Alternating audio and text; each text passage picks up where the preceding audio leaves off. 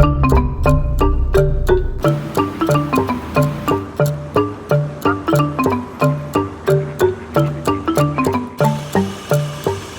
may be aware that the MGF, which is known as being one of the most accomplished handling cars you can buy, certainly for the money, shares the same subframes with the Metro, which of course this is really.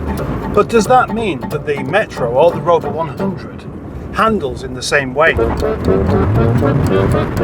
it doesn't. It's much softer.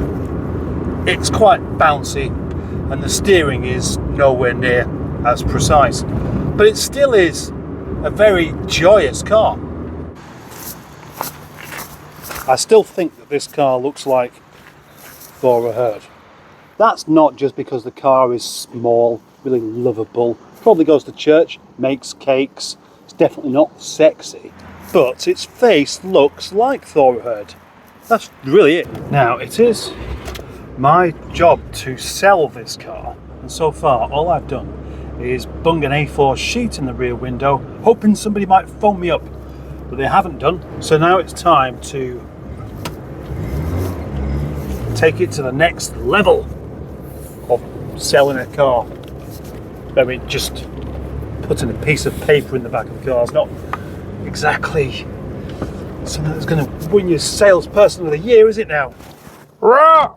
My usual tactic for selling cars is to point out its failures, but maybe the reason that I haven't sold many cars is because I point out its failures.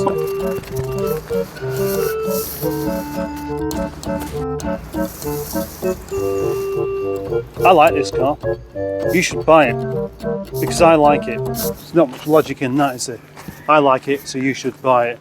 Well, the thing is, I can't keep it, can I? It's not even mine. I've just got to sell it, so I want you to buy it. And as far as I'm concerned, this is a really nice car, and if you don't buy it, it's because you're an idiot. It has everything going for it. It's solid. It's a nice car. It drives really fantastically. The paint's good. The interior is nice. And at only 23,500 miles, it's just not been anywhere. Whilst most cars of this age have been to the moon, this one's still in Cape Canaveral. It doesn't seem that long back when you couldn't give a Metro away, never mind sell it, but then things changed. Then suddenly they become desirable. They become sought after. A couple of years back, people were screaming out for these things. Where are they now? Hey, there's one here.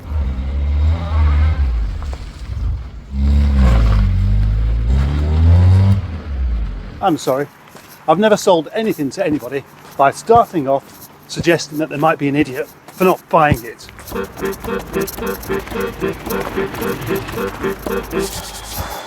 Oh. You wouldn't think it was June, would you? Before I do another listing altogether on this car, I'm going to put it on Facebook Marketplace. I'm going to admit that one thing this car hasn't had since it's been in my keep, or Boaty's, is a vacuum. Ming. Vacuum Ming. Vacuum Ming. Vacuuming. Vacuuming a Metro out. Vacuuming. Vacuuming a Metro out. Metro out? It's a Rover 100, you silly boy. A little while back I thought to myself, if I left out some of the really silly stuff in my videos, people might take it more seriously and I might get more views. And then I thought, that. I'm in with a chance of being able to vacuum out this car whilst it's not raining. Do remember, of course, when it rains, you shouldn't be using the vacuum cleaner outside. Whoop! It's not what you would call filthy, but it is what you would call just a bit on the grubby side. Yeah, there's dusty bits knocking about. There's just dusty bits. It's time to point out something a bit annoying about this car. Just one thing. This car has a key fob, but it doesn't have remote central locking. And all that does is switch off the alarm. But every time you leave it for a minute, that light there will just pop back on any moment now. It's also worthwhile mentioning that there is a bit of a leak from the windscreen somewhere, because when it's been raining quite heavily, which obviously it happens a lot, there's a little watery puddle just there. It's a common problem with these cars because, look, it doesn't have a bonded windscreen. Oh, anyway, never mind that. Let's vacuum it out.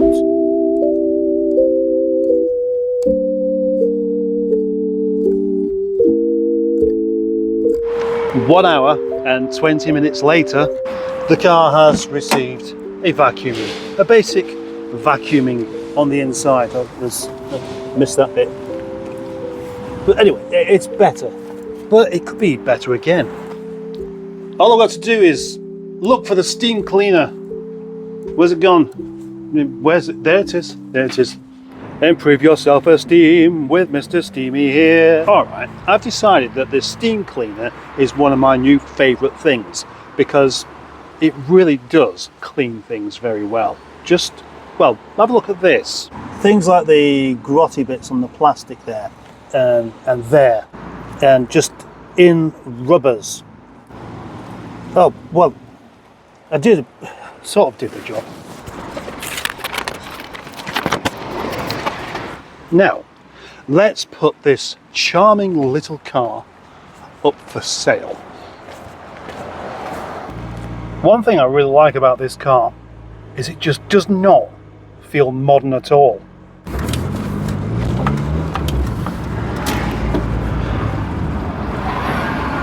It is a proper retro experience. Not like the Rover 25, which feels all kind of modern in comparison, big and safe to drive. Just going to take it to the park for a slightly more scenic photographing session of what I can do in the yard. What's the yard? Oh, balls. Can't do. No. The park's full of the fair. So, best thing I could do, quite possibly then, is the Premier Inn. This is much more like the kind of place you'd advertise a Rover 800, not a 100. Still, it will do.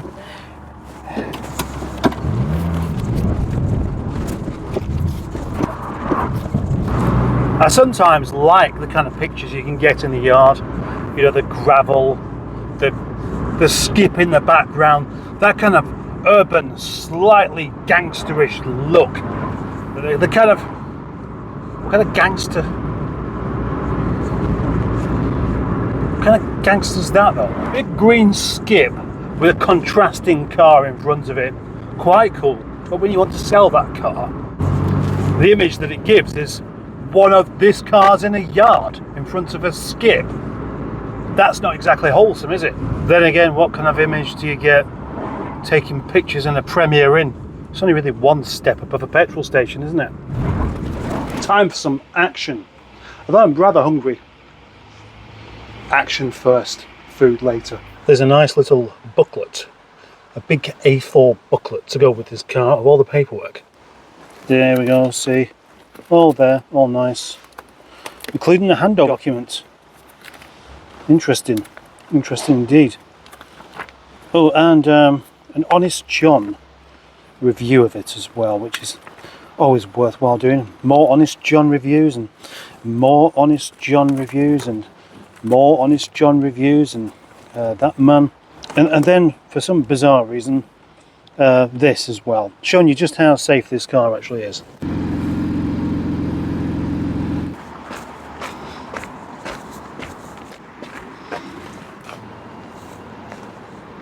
And that concludes this video, or at least this part of the video, because now the car is just going to remain here until somebody buys it.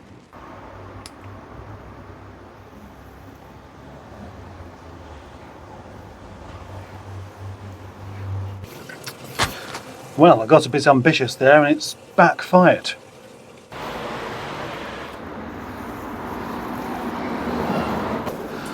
Subways used to be for shitting and pissing and beating people up, but now they're used for fly tipping as well. Right then, I might as well go back to seeing if I can do this, eh?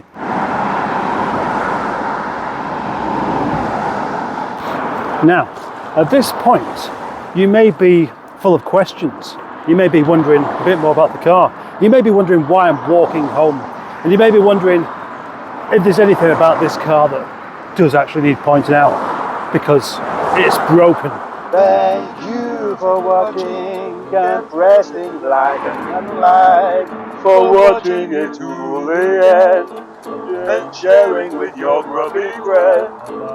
Thank you, Special thank you to my channel members, just only 99 cents more. You can join, it's lots of fun and bugger off whenever What about you want. faults on this car called Lewis Hamilton? Well, it's definitely not the bodywork, is it? The bodywork is fine. Just a couple of bubbly bits there, and one day the start of a bubbly bit there. Same goes for this side. It's absolutely solid and straight without any dents. It just has 2 points, as I see it, that could do with highlighting. The first one is this. Starts easily enough, as you can hear. But unless you just keep your pedal ever so slightly depressed for a little while,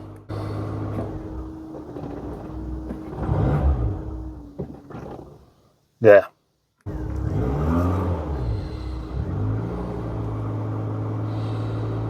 The coolant temperature sensor needs replacing.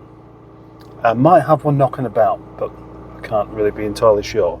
So what you need to do is get a little tiny bit of heat in the engine before you set off. That's just really a matter of leaving it ticking over just 30 seconds or so. Yeah. The main thing though for me is something you have to zoom in a bit more with, and that is the bumpers. The bumpers have been painted. They've been painted black, or they've had masses of back to black stuff put on, and as you can see it's overlapped in places, so it's all going to need a bit of cleaning off.